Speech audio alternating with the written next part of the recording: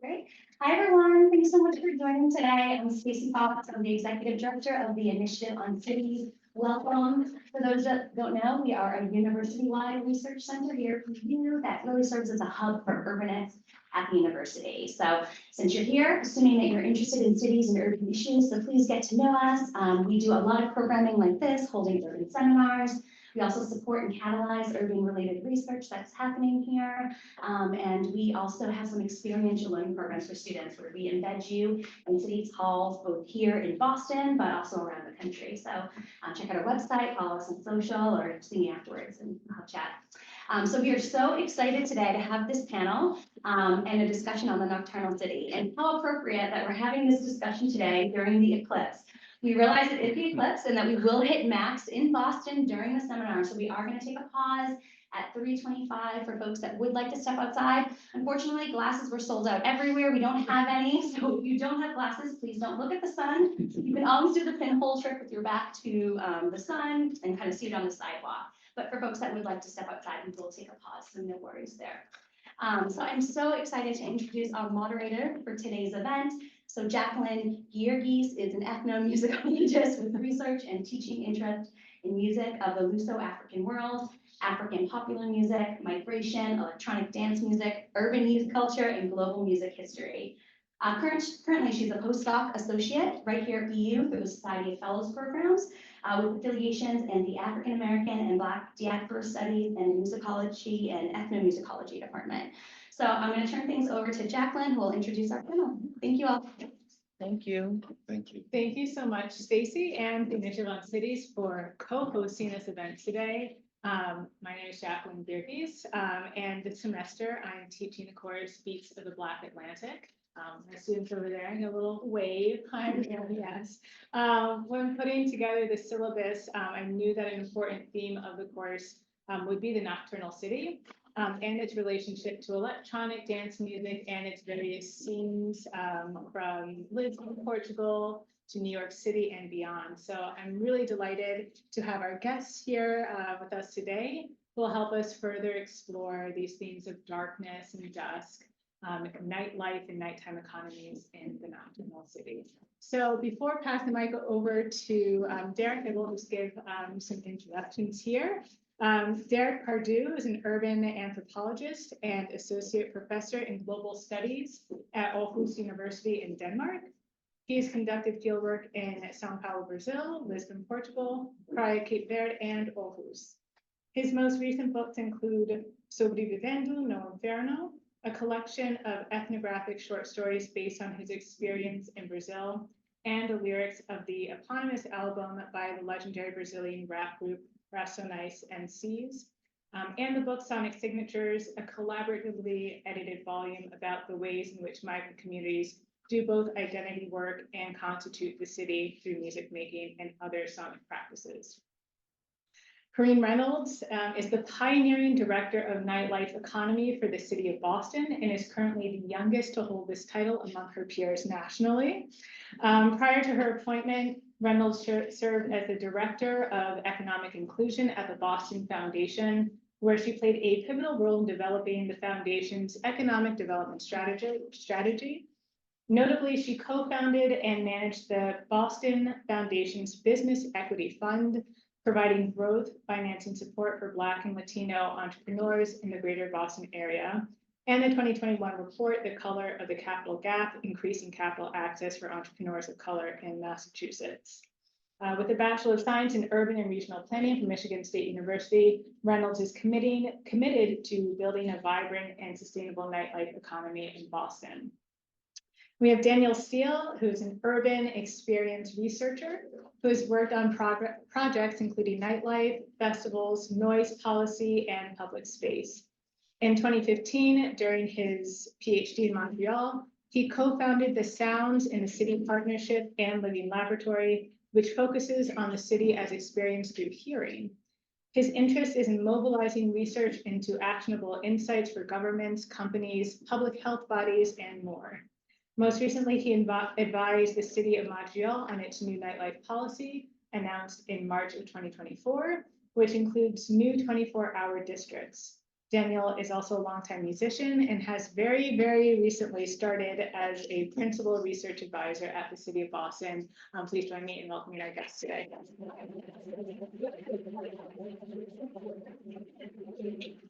There. It's over to me. Over to you. Good afternoon, everyone. Also, I'm very grateful to be here to have this opportunity. It's an interesting space. I was saying to them earlier that I did my undergraduate at UMass Amherst, so I've been to Boston many times and I know some of the town names and stuff like that, but I've never lived here, and it's really nice to hear the stories, what's going on, and just share stories about how cities manage space, moving from the day to the night. And we all know that the city changes, right? We identify it with it differently when we move. And what I'm going to share with you, I'm going to read most of this, is about this weird time space called dusk, right? It's neither day nor night. So let me read this and we'll see what happens. This is part of a book project that's not quite done, so it's incomplete. Feeling Dusk is tries to echo the fleeting nature of an ongoing engagement between an unstable set of atmospheres, dusk, the city, and self. It's a self that's not just mine, so just myself. It's a project. It's a queer project. Feeling Dusk is an autoethnography, so what meaning that it is a narrative of self, but also, of course, the self is co-created. So it's about different co-created collaborative experiences. And that also I reflect on issues around whether it's urban planning or whether it's aesthetics or whether it's about emotions. That's what makes it an autoethnography.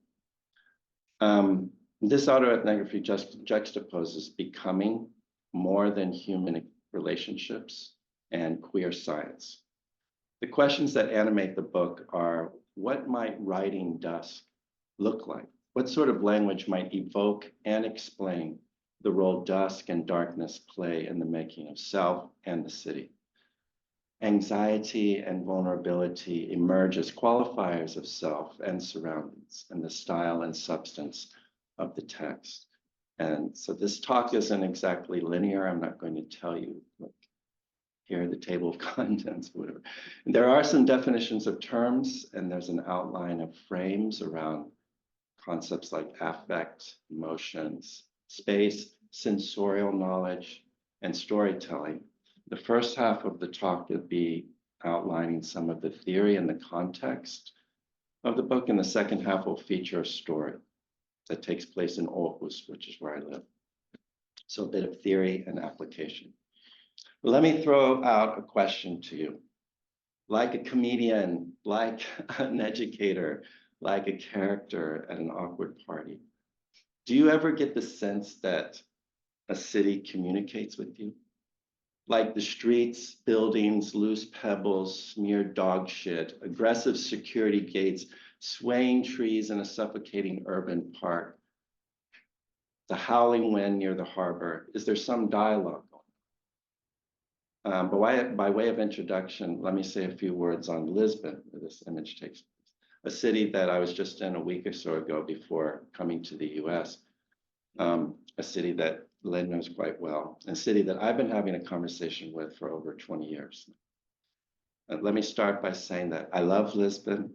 If you haven't been, you should definitely go. I've lived there for several short spurts. Field work was on my mind, various projects, most recently about the ways so-called migrant youth navigate the city at night.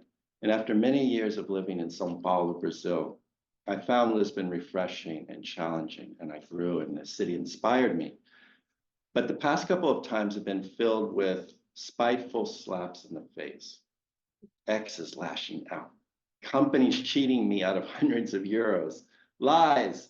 Obviously, this is very personal, but we can see a stripping of any sense of public common space all over the city, a structural scam. Not very, okay. For example, public private actors have attempted to capitalize, squeeze more commercial value from such quote unquote unproductive spaces as small neighborhood urban public parks by ripping out benches and opening up the space for sale. People have responded by bringing their own chairs to sit and chat and play music and obviously talk shit. So I walk around Lisbon these days now with scars, kind of wounded. It's obviously very easy for me. It's ephemeral. After a while, I leave. And I've written about the scars in the soil of demolished neighborhoods in the periphery, places that were auto-constructed and where folks congregate from time to time at night to remember and look to the resilient environment for clues. So narratives of alienation and resistant belongings, picking up the pieces. They all have sounds too. Ethnomusicologist Tom Western discusses, quote, aural displacements in Athens, Greece, as he asked the question, what does citizenship sound like? What does belonging sound like? Such questions and ponderings have acoustic and political resonances for me. So the dusk and the encroachment of shadows recasts one's surroundings. Historically, artists have helped us stop and notice, or at least imagine a little bit. Quote, so simple, the appearance of night in a room full of strangers, the maze of hallways wandered as in films, the fracturing of bodies from darkness into light, sounds of plane engines easing into the distance, end quote. This comes from David Wojnarowicz on Beaux Art Piers in New York City, next to the Hudson River, and the queer pickup scene there in the 1970s. This was quoted by Olivia Lang in her beautiful book, The Lonely City. So we can establish that dusk, or dawn for that matter, is neither day nor night. They are queer phenomena because they resist a satisfying categorization. Dusk is both dynamic and routine, but you know, we don't talk about it. I don't talk about dusk. Few people take me seriously when I say, oh, I'm doing research on dusk. We don't give it much thought unless we do, and then that's all we talk about and all we think about. And some might say, okay, yeah, dusk is simple. It's just a prelude to the night. Great, okay, but what really is the night anyway? A variable category of darkness humans have invested in to make sense of the surrounding, the changing contours of time and space. That is like our surroundings. That's true. But isn't the night also a set of feelings, part of a plasticity of the human condition? In other words, night is not only a flexible field of human imposition, like nightlife, urban design, lighting technology, onto our material surroundings, that is the city.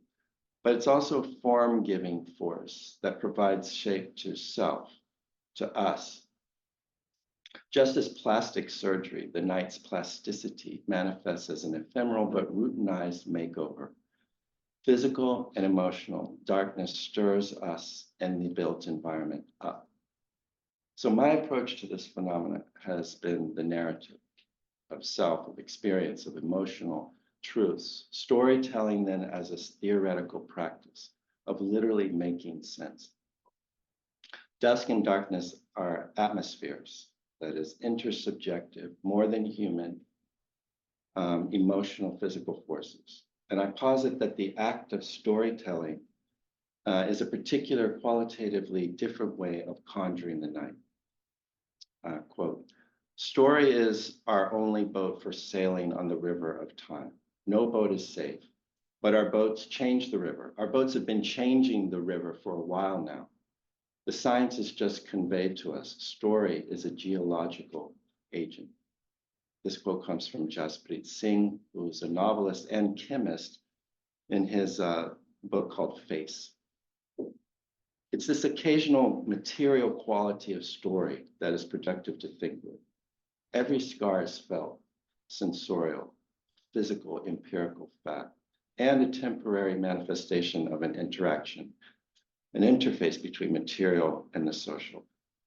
Every scar can only be understood through its story. So Feeling Dusk, this book project, poses dusk and darkness as a condition which is emotionally evocative and constitutive of psychic geographies.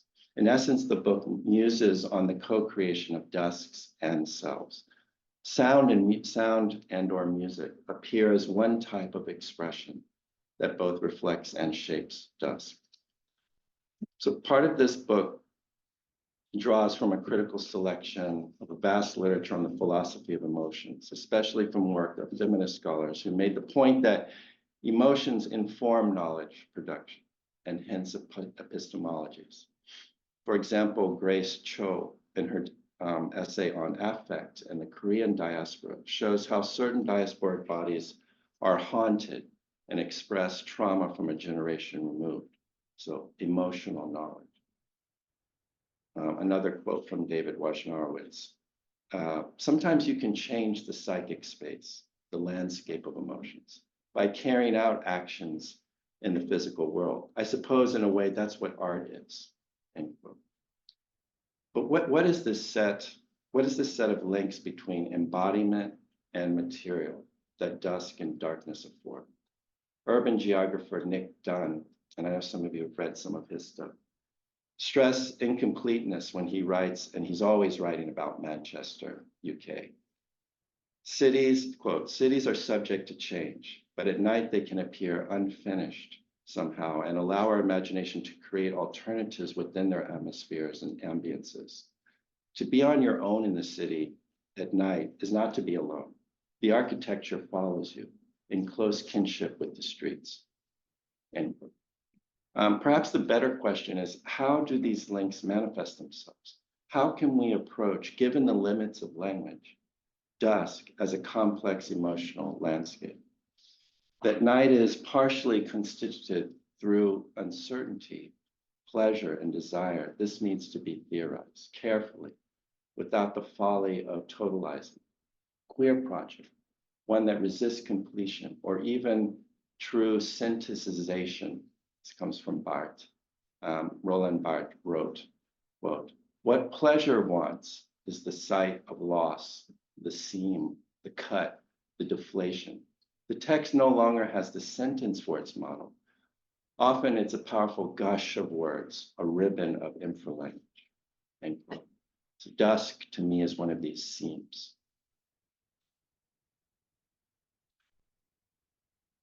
Art then as method to know, artistic practice as theory, a gush of words. Maybe that's great, but maybe that works. But such a move doesn't necessarily or even frequently critique the ideological common sense. Poets, novelists, those who express themselves through so-called fiction, have often reinforced conventional notions of darkness, even those who are absolutely nonconformist in other aspects of life. So for example, Jean Genet, the queer novelist who pushed all sorts of boundaries of psychological sexual orders, understood darkness very much within a binary frame of darkness as danger or darkness as desire. In Querelle of Brest, a story akin to Dostoevsky's Crime and Punishment, we peer into the psyche of Querelle, a queer sailor and cold-blooded murderer and thief in post-war Britain. Quote, "Querelle was in his element after night had fallen. He had learned to turn to his own account every phase of darkness, to people the shadows with the most dangerous of the monsters dwelling within him." End quote. Another quote a little later about Gilles, who was basically the fall guy for Querelle's murders.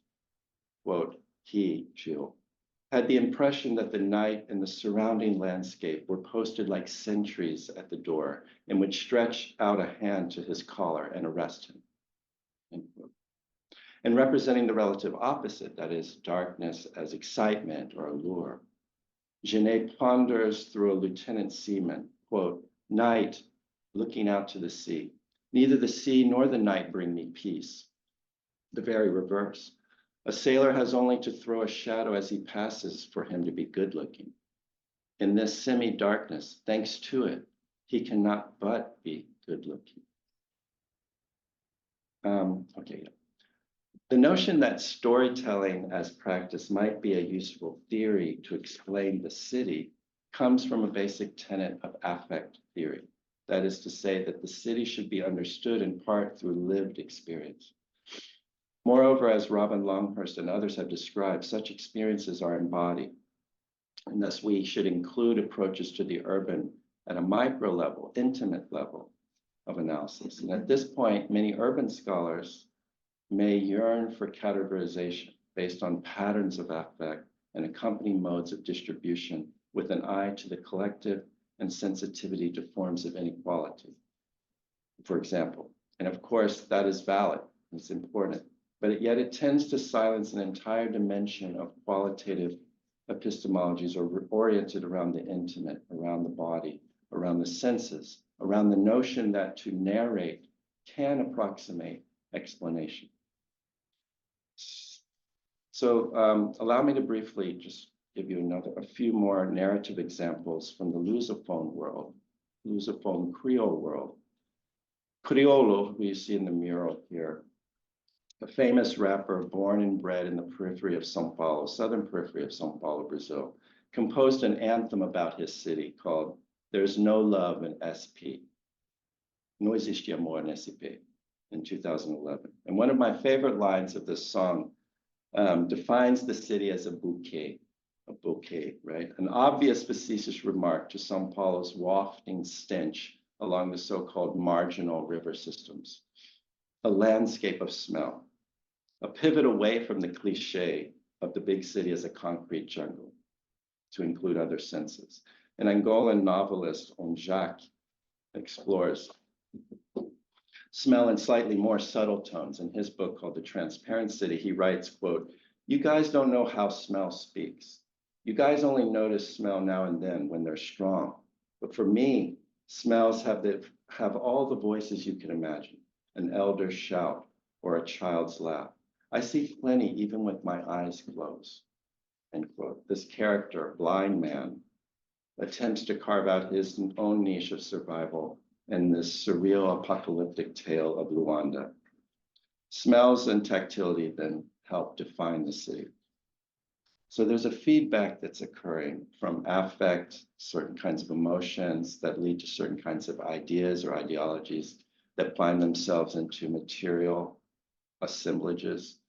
There's excess, feeling it's isolation, intimacy that feeds back into affect.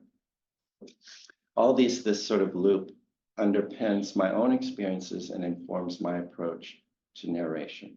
So Feeling Dusk then contains a hefty introduction and a tone not unlike this talk, which mixes theory with storytelling. And then the rest of the book consists of stories of various lengths and meter and a range of narrative perspectives, that is viewpoints, in order to appreciate the changing dynamic of dusk through time and space. But whose stories are these besides mine, right? They're shared as they emerge from experiences and ruminations.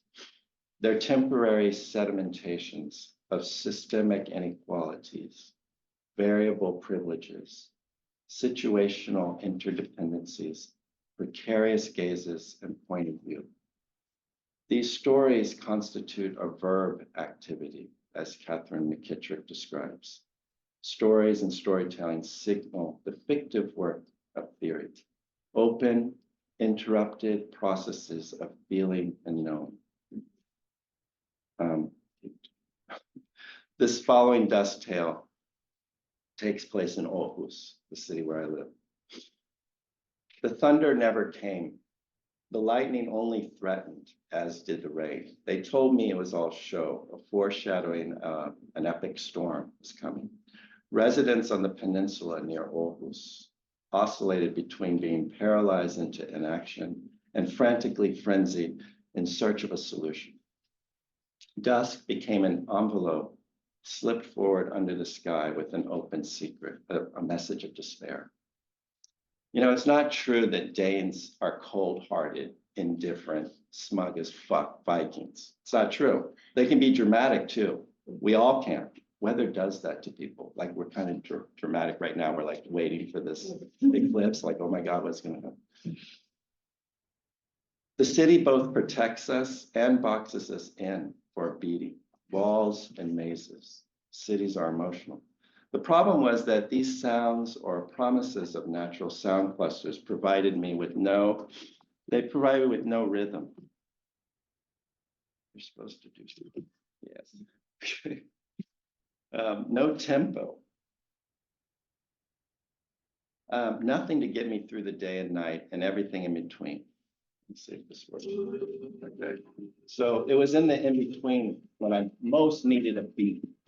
So The Alchemist, this tune, Ray Mysterio, the combination of a straightforward hip-hop backbeat with an eerie noir piano sample somehow worked as a soundtrack to prepare to meet them. Or was it just him? No one was grounded.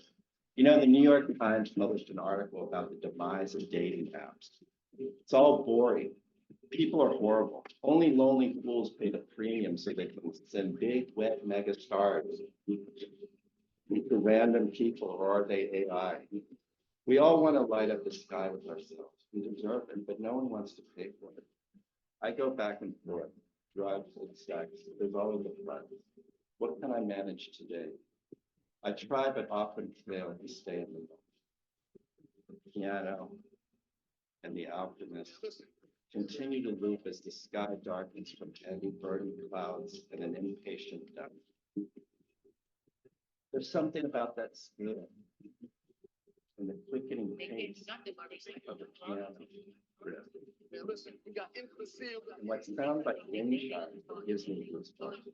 Or maybe it's the raindrops that have begun to fall with their increasing speed, as if they want to catch up to The Alchemist. I close my eyes.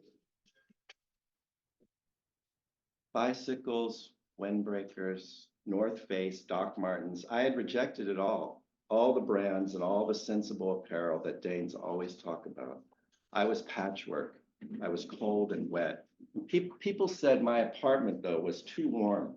The hiss of the radiators put me to sleep.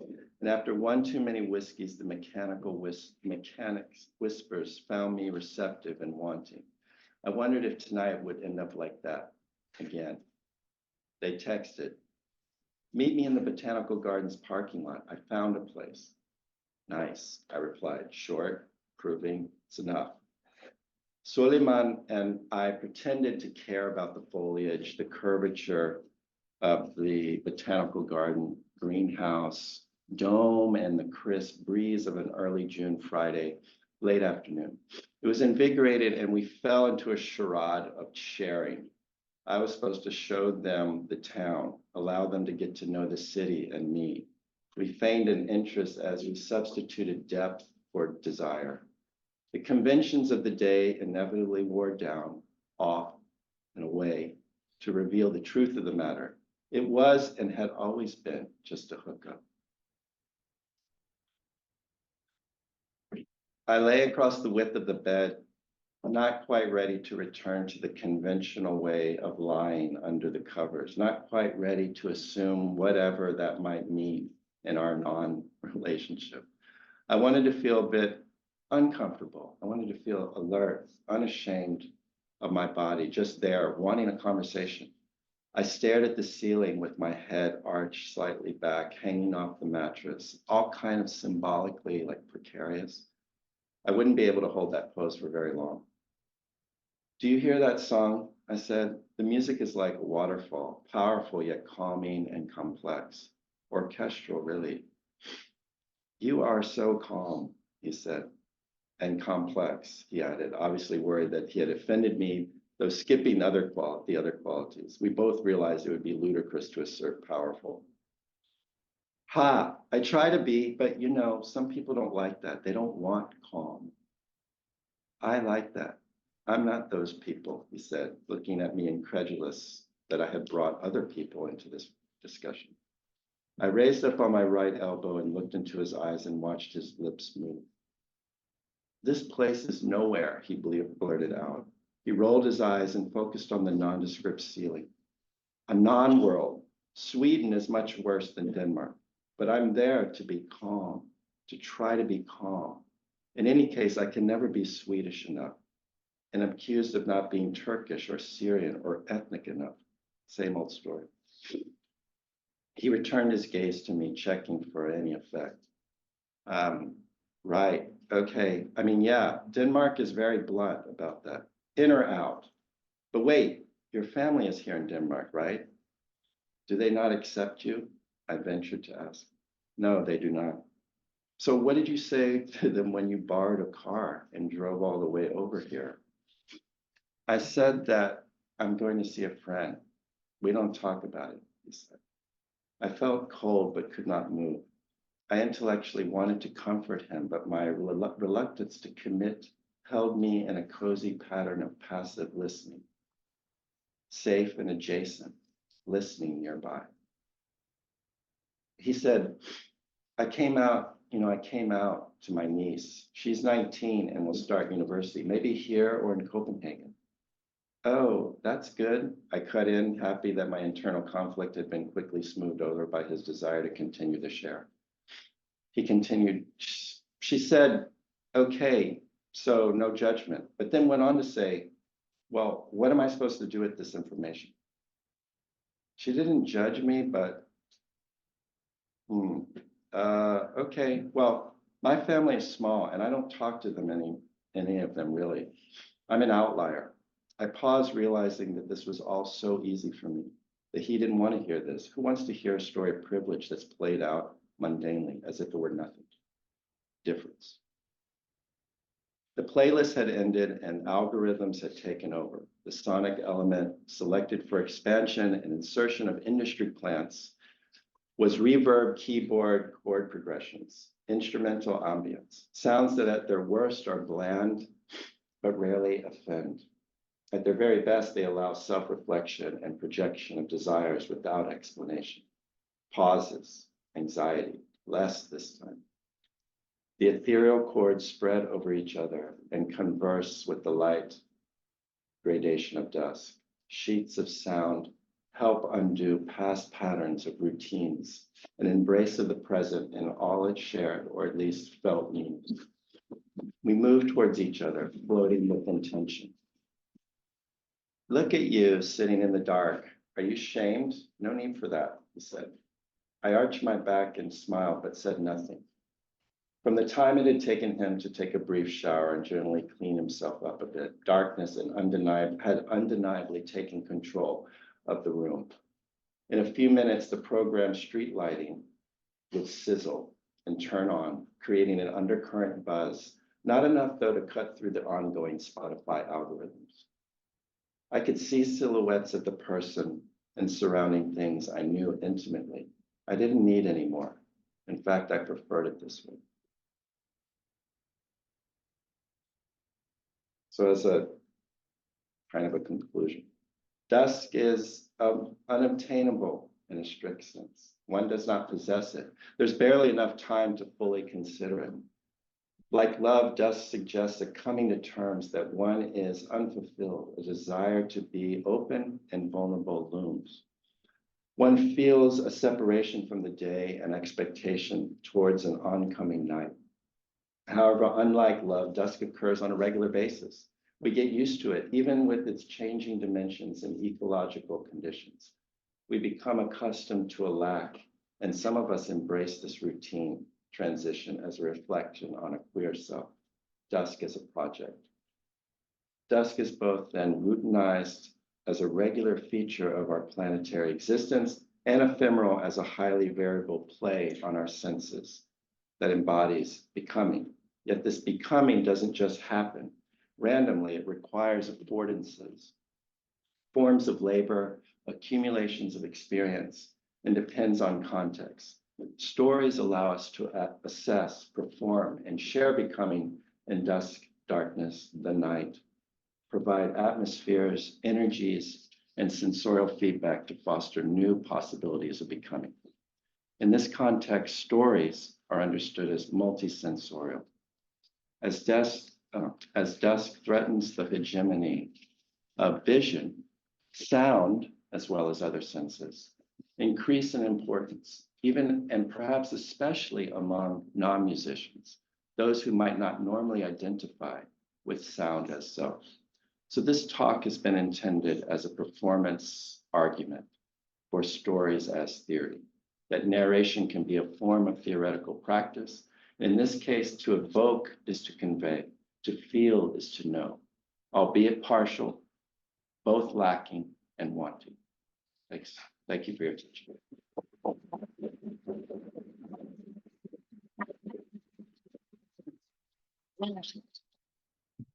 Thank you so much, Derek, for your talk.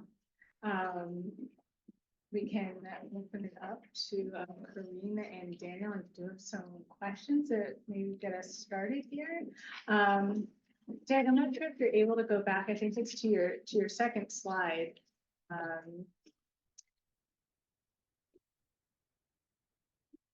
We have the sort of stripping of public common spaces. Here. Yes, and sort of privatization of the city, perhaps a commodification of the city.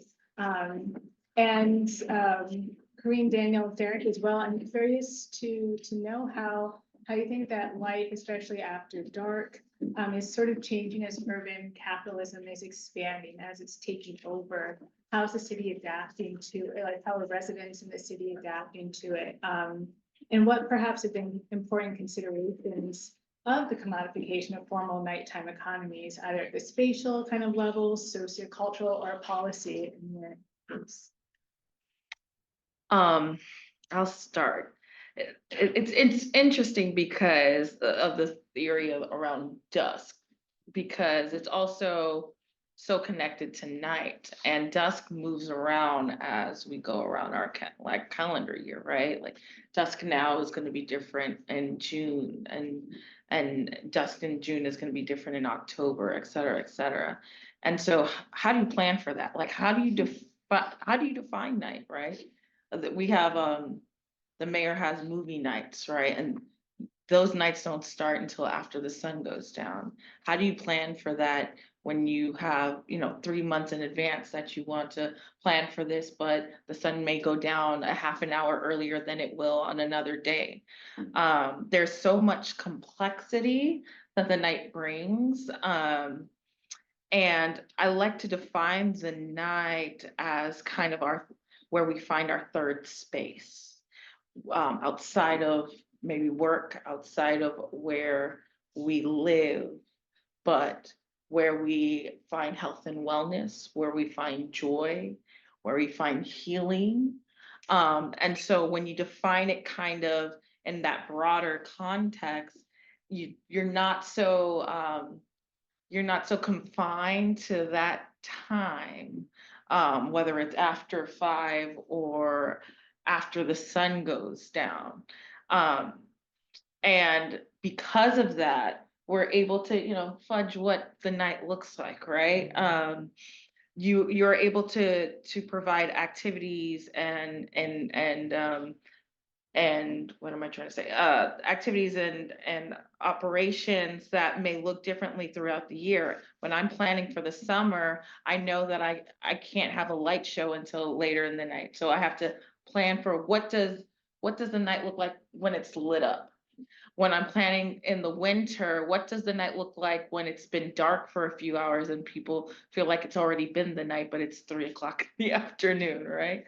And so I take on that challenge, but what's constant is we use that time, at least in my perspective, as a way for what I mentioned, healing and discovery and joy and fitness and for family. And yeah, so I'll stop there. That was a very long explanation for all that. Len, I'm so glad you brought us back to this slide, and Corinne, I'm so glad you just mentioned third spaces, because I was taking notes during this slide as well.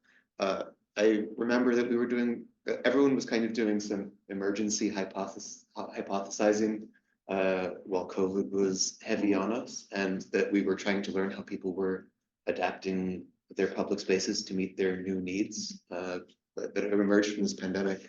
And something that was really striking was the extent to which people were reclaiming public space as third and fourth spaces. So people were like wheeling their office chairs out into the public and having their meetings with other people, because what was happening in their domestic situation made it impossible for them to continue doing what they were doing. So we just kind of like reclaimed and re-owned our public spaces in brand new ways. And I'm kind of sad because I feel like we've already forgotten the extent to which we are allowed to just take our public space and do public things in it.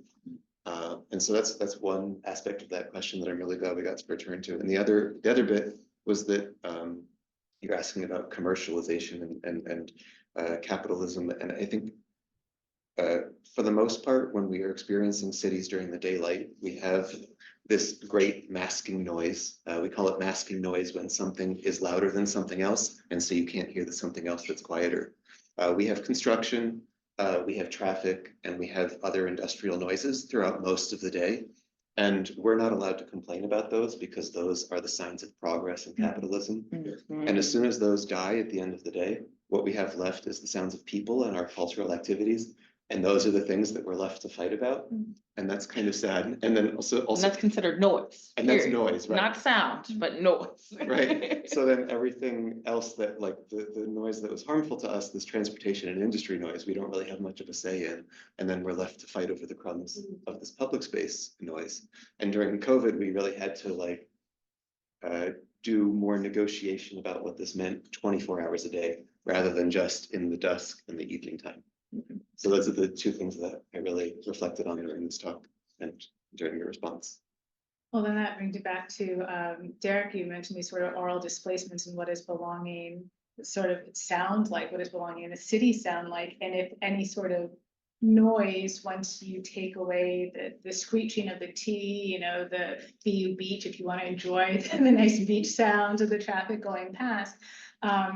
What I guess you've done a lot of work on how cities kind of manage their sound and music and noise and all these sort of different components. And I'm sure Corinne, you're also starting with your own work, thinking about, you know, festivals and parties and sort of how sound is regulated, I guess, once you get the sort of sound of progress. Once that's taken away, what are we left with? Really, what's being regulated, I guess, on a city sort of level here? On a city level, it's quite interesting, right? Because we have so many conflicting issues that are trying to be solved for. For example, we have a housing crisis in the city of Boston. And one of those resolutions is let's convert some of these empty office buildings into residential spaces. Well, where is the most office space? In the downtown area? Well, how do we create a vibrant downtown area if we have neighbors that will then be in that area that might complain about the sound that's emitted through the vibrancy of a bar coming out or a band playing underneath them? And so there's a conflict of interest there that I may recognize because it's my job to recognize situations like that. Like, I don't feel comfortable inviting businesses to come into the downtown area if I know if 3 years from now they're going to get noise complaints from their neighbors. I don't think that's trusted government or trusted policy making. And so, but they're not worried about that issue. They're thinking about, how do I get, you know, folks access to housing, which is an incredible issue that that has to be overcome. And so I'm grateful to be at that point of kind of innovation and that outlier of thoughtfulness, so that we can create cities that are kind of harmonious with each other. And take examples from San Diego, who has actual policies associated with developers for new developments in more busy city centers, so that it makes it kind of the norm of understanding, when you're a resident of certain neighborhoods, this is the unique type of sound that will be created in the neighborhood that you chose to live in. And by choosing to live here, you are agreeing that that is a part of the atmosphere. So it kind of mitigates some of the issues, the business owner, neighbor issues that may come up compared to maybe in our neighborhoods, where there might be a small bar that's letting out and there's someone that lives above, or there's a sign that's glaring in someone's window, right? It kind of mitigates some of those issues that you'll find in maybe a smaller neighborhood, but on a larger scale, like a downtown area. Do you want to pick on that? If you had to. I mean, you, both of you know all this is about the policies and it's kind of this management at a larger level. My thoughts are more on some of the, I love your comment, Corinne, about the dynamics of dusk and darkness and how it must be such a challenge to plan for that at any kind of larger or municipal level. And if you know, Boston is nothing is, I mean, the variability is even greater in a place like Copenhagen or Aarhus, where everything is about the light or lack thereof. So dusk can be hours long, or, you know, or it's almost always dusk. Like during the winter, it's like never really light. So these kinds of things in terms of public planning, like cultural planning or engagement with community, I think that's a really great point to just, you know, have the challenge of it and the communications about it. I also really loved your comment about atmospheres and having that be part of a kind of, it's a kind of citizenship, right? To be aware of atmosphere when you, as you said, you choose to live here. If you've chosen to live here, to think about what that experience is going to be like. So these are just comments like that. But yeah, go ahead. And some people think about the experience, right? Like when you move into Fenway, you're moving Right. to Fenway because of the vibrancy there, right? You're right next to the ballpark. There are concerts, there are great bars that you can attend.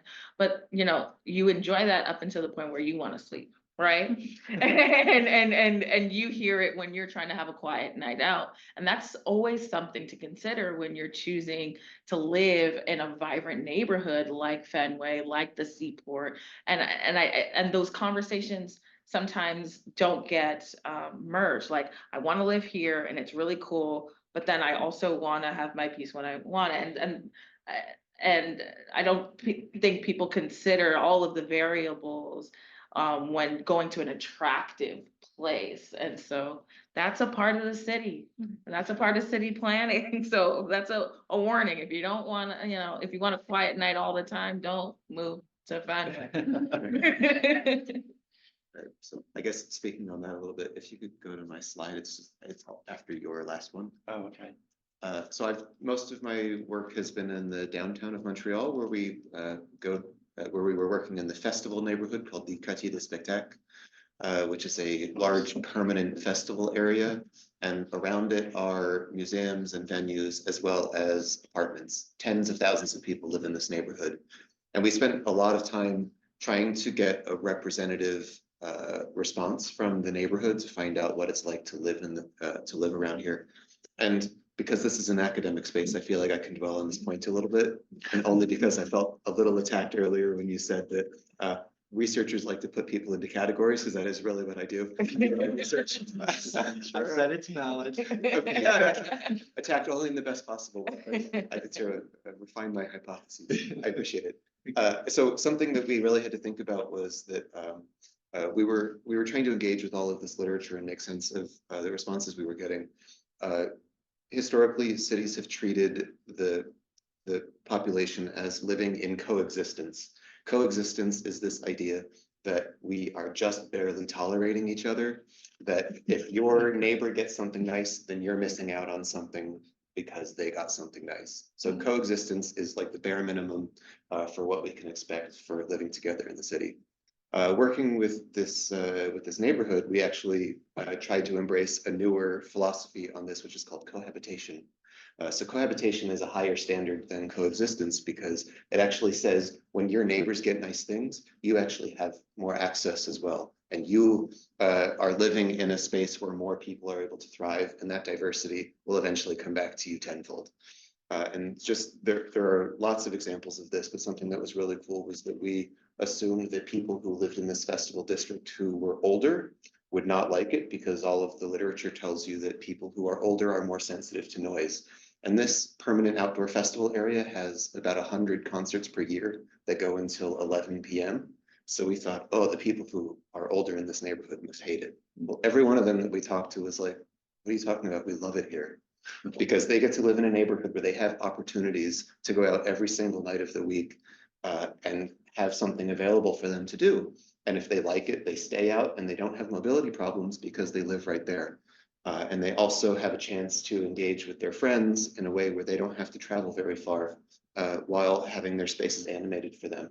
And so this was just an opportunity for us to think, oh, not everyone has to lose out when somebody gets something nice. And so that's something that's been really fun to work on this project. And I think responds to what you both were talking about.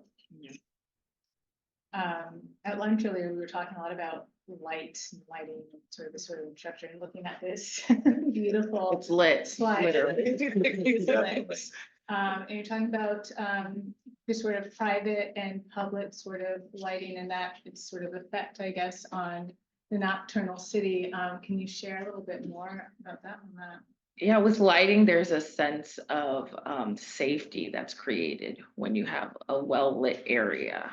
And we were talking about contrast, even if you have an area that's fully lit throughout the, let's say the street, but if one area is just lit X amount more, that perception of safety and that darkness kind of changes your mindset of the area that you're walking in. And you know, I went through, and there's a lot of lighting things that kind of play off of each other. So there's public lighting that's provided in various ways, and you know, we try to be thoughtful about the warmth and the color and where we place it, and how does it interact with environment in general. But then when you bring that planning with individual private businesses, how does that conflict with each other? How does that work with each other? We walk down Newberry Street and there's like a nut store and it's so brightly lit that maybe this is a marketing ploy because, you know, it was at 8 p.m. and they were the only thing that was open, but it was almost like you know, that's where it's like welcoming people in the most aggressive way possible, because it wasn't like that in anywhere else on the street. And then it also, if you go downtown, right? If you're going to downtown has a lot of little streets that you can go down, and there's a bunch of great restaurants. But if the lighting's not quite right, and you see people down the street, and you can't really decipher, you know, if they're walking towards you or past you, you start to question: do I go down that street? I'm not familiar with that. And so lighting has a large role that a lot of people don't recognize in the atmosphere of a business district, of a main street, of any neighborhood at night. And many times like urban plans, city plans for like main streets, or they don't include the thought of night. They don't include the planning specific to the evening. There's one plan that was created in Charlestown. The word light came up once in the entire plan for that area. And in some cases it makes or breaks businesses. There's a street down in Hyde Park where half of the business district is lit and the other half isn't. And they're having issues with people continuing their buying from businesses and exploring that neighborhood with the block that's not lit. They tried to create their own lighting, but you know, it's against permitting issues, so they had to take it down. But like, what can we learn from, you know, their kind of guerrilla, let's light it up with our Christmas lights that we bought at Home Depot? What can we learn from that? It's like, oh, there's an opportunity to think through the lighting that we provide as a city to help continue that commerce down the street. I didn't interrupt, but we are at 3:26 and Oh. the next eclipse is going to be at 3:29. Oh, So I think for anyone that would like to step outside, now is kind of the time to do so. If you don't have those eclipse glasses, just a reminder, do not look at the sun. If you don't know the pinhole technique, I'm happy to show you. And then shortly after that, you just make your way back and we'll finish up with some questions. Who's trying to share?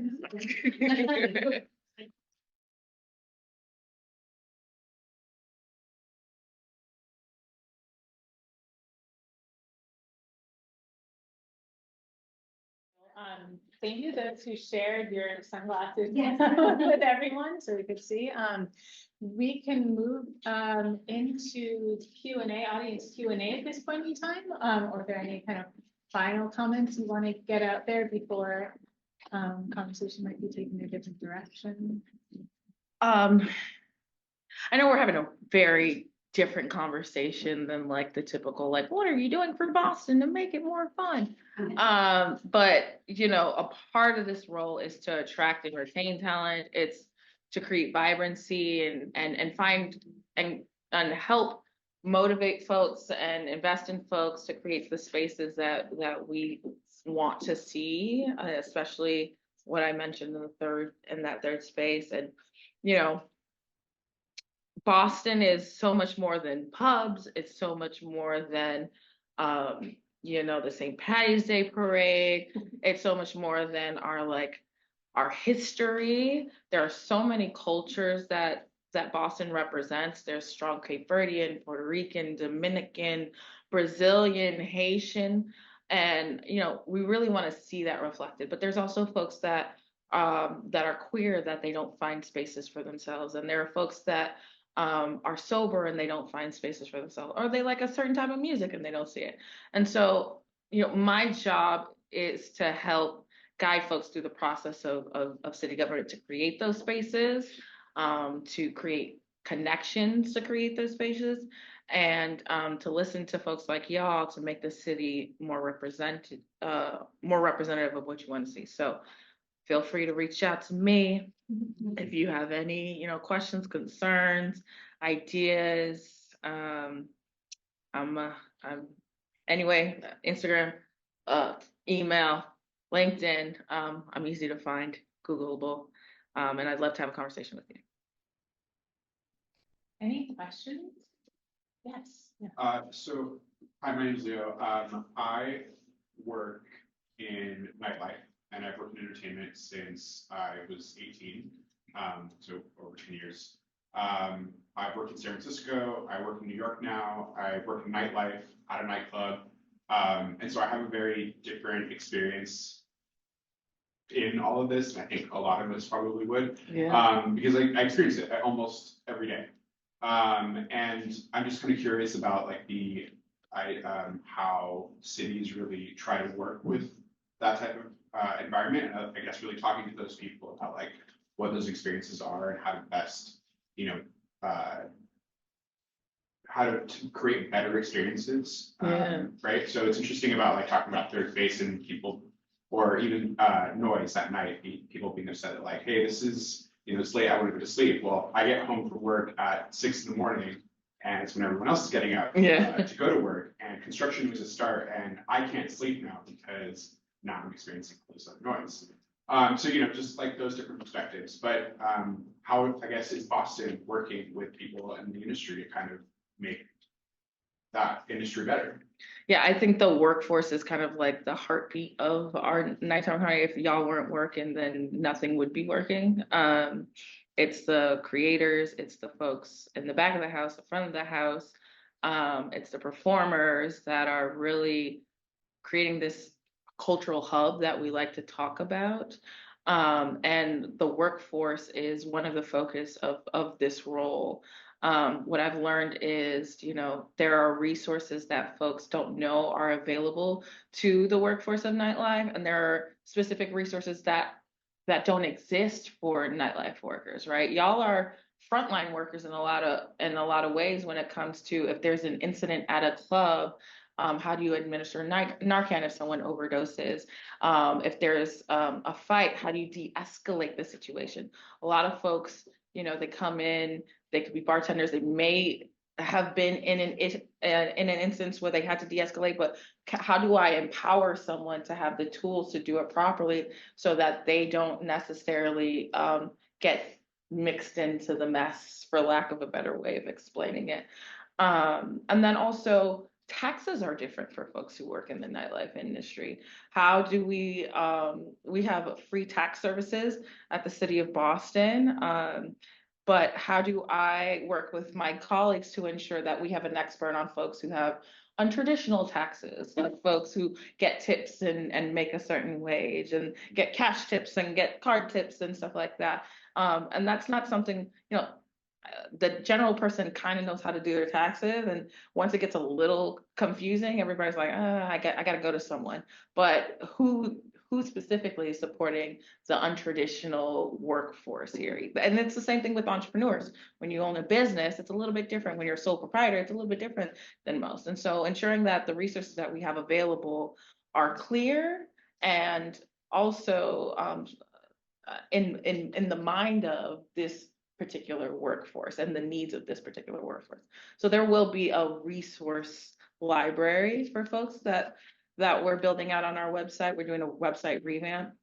And so we'll start off slow with, and there's also professional development opportunities that can be had, right? Like, how do you skill up when you're working every night? Well, maybe it's getting more wine knowledge so you can get a job at a different restaurant that you aspire to be. Or maybe you're at a place that only has cordials. How can you be creative and creating cordials and be innovative in that space? And so thinking through different opportunities, professional development resources, that's a large part of where we're going in the next year.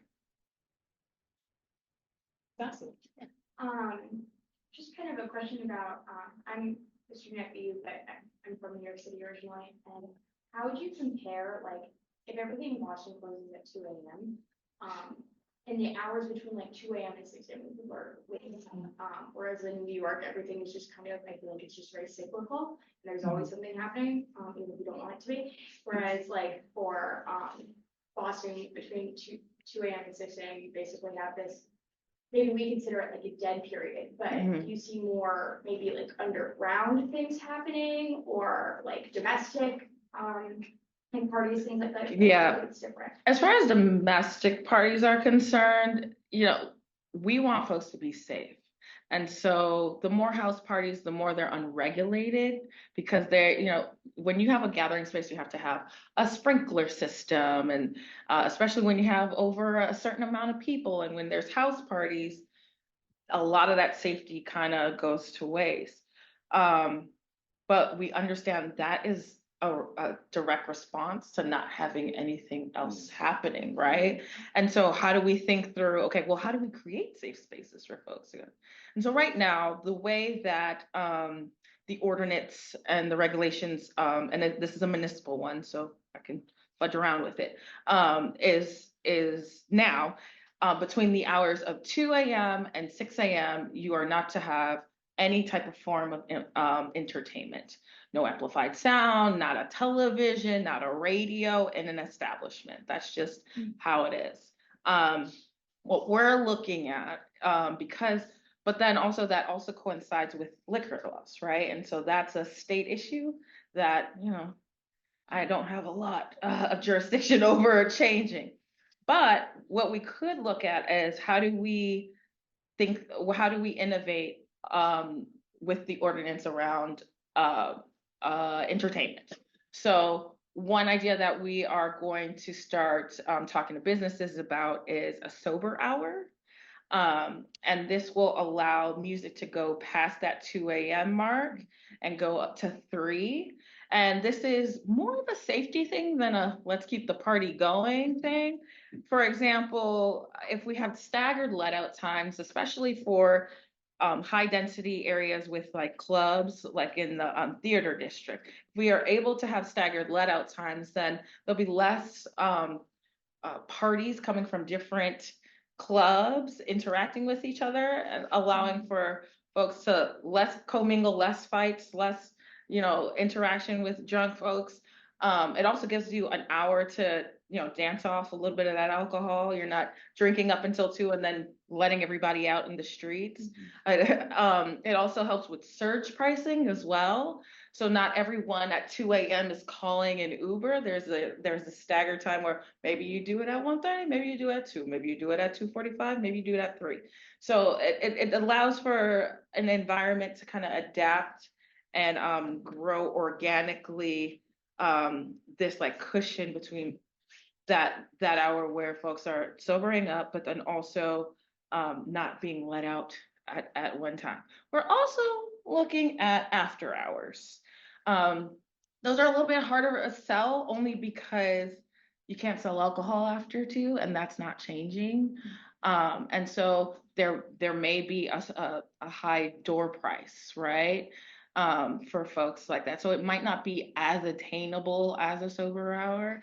And it might not fit the business case for a lot of businesses because a lot of businesses make their money off of alcohol. But we are looking at the opportunity of how do we do after hours safely. Yeah, well, I can add to that a little bit. So what you're looking at here is an image of Montreal's Quartier du Spectacle. They have outdoor festivals basically every night of the summer until 11 p.m. And the people that live in this neighborhood, they set their watch to that. So like they have kids, but they feel good living in this neighborhood because they know even if Celine Dion is performing, she's still going to stop at 11 p.m. And you might not realize it, but if you're there and it happens to be 11 p.m., they actually have street ambassadors that are kind of in a very friendly way guiding you out of the space to help disperse the crowds.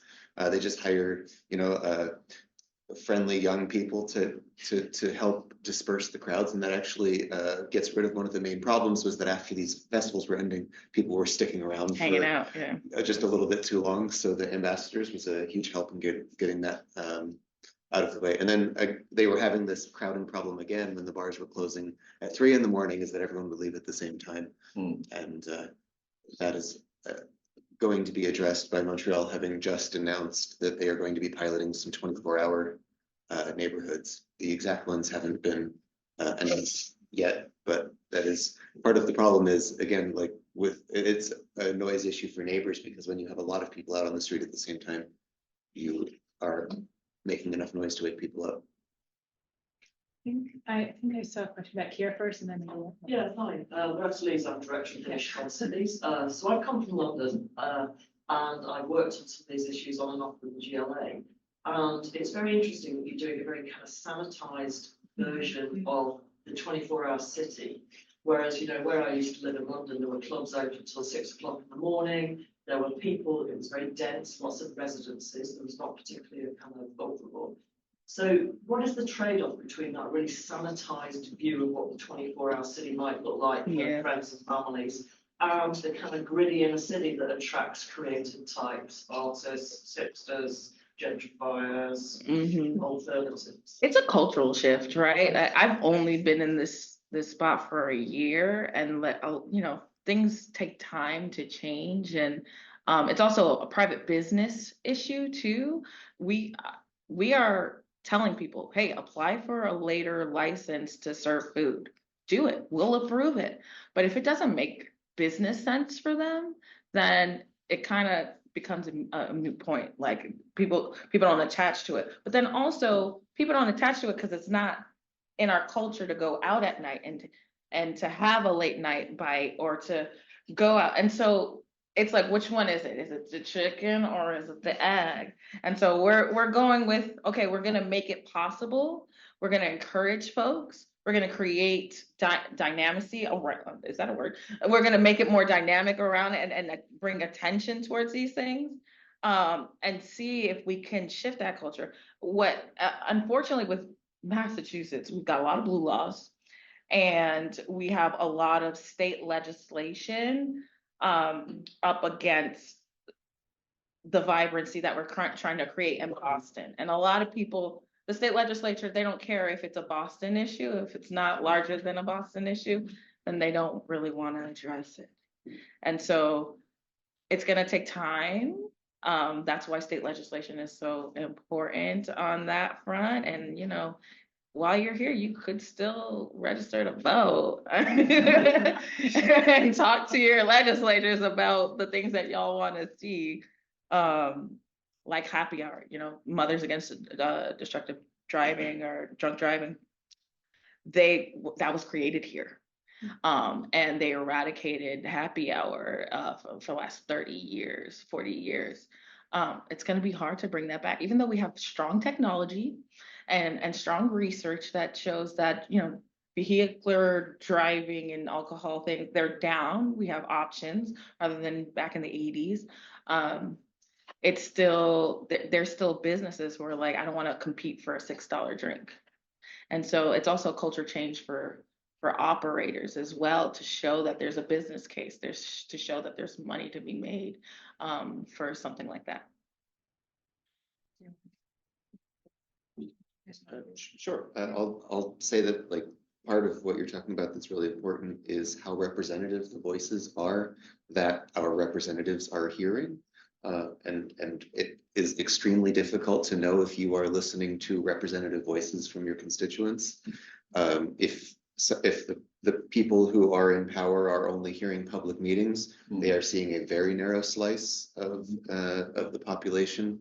And they might know it, but they might not know to what extent they are not hearing a representative voice from the neighborhood. Yeah. I'll say that our experience in this neighborhood in Montreal was that we were brought into the project as a response to what Montreal and the organization that manages the festivals was hearing from a neighborhood association. And they thought that these festivals were horrible for people who lived in the neighborhood because the 8 people who showed up every time were the 8 people who complained. And the hundreds of people we talked to afterwards were like, what are you talking about? We love this neighborhood so much. And like the extent to which the voices they were hearing, but the extent to which the resources went to satisfying these 8 people is extreme compared to what the voices, or like what the actual voice of the neighborhood is. And it's probably even worse in Boston because like students don't always spend very long here, and definitely don't realize that our town meetings are pretty well, I said this earlier, monochromatic, as well as built on a weird, like old-fashioned notion of consensus where you have to yell the loudest. And if you've yelled the loudest, then you've reached consensus. That is really weird. So I dare you to show up at public meetings and speak your voice. Like truly. Like party is political in this case. Like there's no way around it. A large part of my job is policy.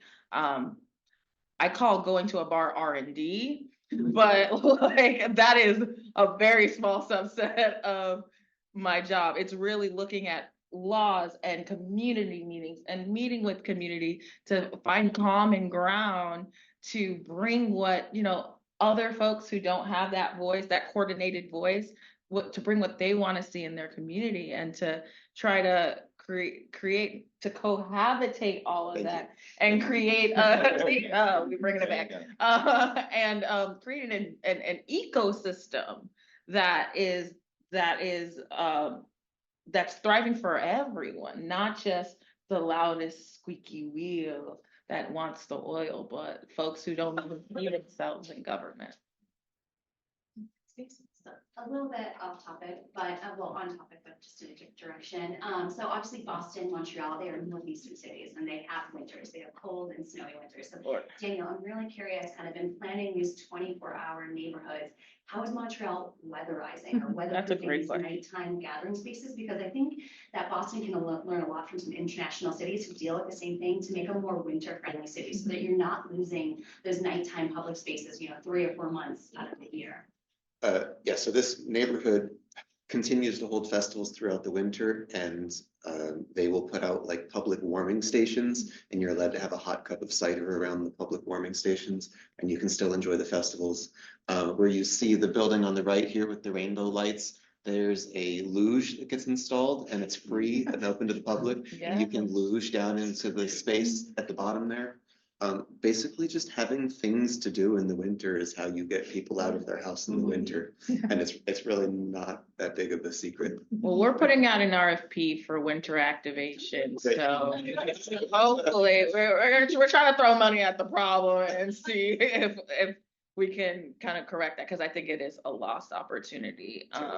We were just talking about it earlier, like folks travel to go skiing and go to Vermont and Maine, and I'm like, y'all can have fun here in the winter. Yeah. You stay in your house when you're in Boston, but you're frolicking and playing in other places that are just as cold or colder. But really, like, there needs to be an incentive to be outside freezing your butt off. So. Also, I'll say that if you are at the bar or club until 3 in the morning and you leave the bar or club, the night buses are coming every 5 to 10 minutes. And that's something else that we could. Throw that in my face. Sorry. That is a state issue, but please contact your state representative. Exactly. Yes, my name is Eduardo Chacon, and I'm a local event producer based out of Chelsea. And I've had some success with placemaking, taking over public spaces and activating them. But now, I'm what you consider a micro, small little business. And for me to get out of Chelsea, it's a challenge, because you have all these entities, all these groups that are already well embedded into the city, and they're really the players that are dictating what happens in the city at night or in the day, what happens with art, music. And so my question to all of you is, what do you recommend for someone like me, who's an event producer, who's creative, and has a vision for the city? What would you recommend for me to do to be able to get into the face of the people who are the ones directing and the decision makers, and also the ones with the money? Because Massachusetts, one of the beauties of the state is that there's a lot of grant funding, a lot of money that's out there for creative artists, but it tends to become a challenge, especially when you're dealing with people who have been here for years. And I want to thank you all, because this is a huge opportunity for us to start really seeing the difference and the direction that the city's going in. And so thank you all for your time. But if you can answer that question, it'll be awesome. Yeah. I think I've ran this point into the ground. Like, we're trying to uplift all the corners. And we've got a few things that are going to be rolling out. But the resources that currently have a strong arts and culture team that has activation grants. They just finished a round of activation grants that are accessible, and they're staged up. So if you're a promoter, they have a tier for you, and then they have a tier for other folks, and you wouldn't be considered with those other folks. So that gives a little bit of equity to the process. We also have a great team that's willing to sit down with you and work with you on permitting. If you find a public space that you want to occupy, we will walk you through that process and talk you through it. We're not scared at City Hall, but I get it. Like, how do you get the right person? And so another part of my job is to be that conduit. I also encourage you to, if there's a space that you want to occupy, creating a relationship with that person. The Greenway, I was just having a conversation with them, and they're like, we want more partnerships. We want to know more people. And so we're thinking through like what mixers may look like. Again, one person, no budget. So I'm chugging along, but we will soon be announcing nighttime activation grants. Okay. They will be called One grants, Wake Up the Night grants, and those grants will be for just ideas. You say where it's missing, you say it's a need, show us, and that will allow folks to create free and open to the public events and spaces that are public, private, you name it. It could be an after-school program. It could be a poetry slam. It could be a rave, within reason. We still live in Boston, and you'll have those wraparound supports of thinking through that and that collaborative spirit. That's awesome. Yeah. Time for one more question. So I wanted to thank Derek for his wonderful talk at the beginning, and to provide this really beautiful framework for us to think about some of these issues. I really enjoyed listening you talk about how, we're shaped by the city and that changes from day to night, and how dusk is this magical moment of transition. I'm wondering how because we're dealing with very different disciplines here, right? And so I'm wondering how you see your work in relation to the other people here, and how things sort of, maybe reinforce each other or help each other. That's a great question. I've been thinking about this, how to participate in the conversation when I don't work with policy, and I thought about so from my experience in Denmark, there are some interesting initiatives around like retooling the senses, and there's a dark sky network, for example, across Europe into the US, a little bit in South America. And these are places that they're not really totally urban, maybe semi-urban, but they are, one of their initiatives is to get families to I mean, the thing is that like historically human beings, we used to really appreciate darkness. We used to understand and like have different kinds of practices of knowing ourselves through the sky, through darkness as a way, we did things together totally differently than now. And part of it is that we've lost something. There's a loss that has happened. And that's why, for example, there's a lot of advocacy around, this is why I was talking to you guys at lunch about artificial light pollution. There's no need. It's not only that it's unnecessary, so it's a waste of energy and money, et cetera, but it's also damaging our planet. It's an environmental issue that most people don't include within the sort of environmentalism, is that artificial light pollution damages our bodies, damages the environment, damages other species. And so this is where I think maybe there's some things in connection with like, whether it's artificial light pollution, just sort of like kind of rethinking how we interact with the surroundings.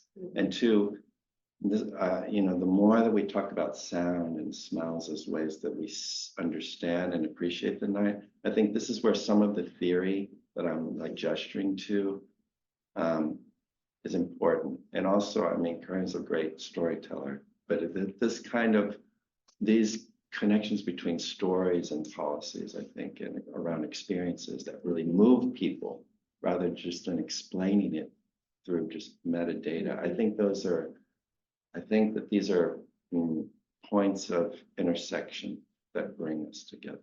It's placemaking. Placemaking that you mentioned, Eduardo, as well. Yeah, But- I heard that Boston has this initiative that's like Boston in 100 words.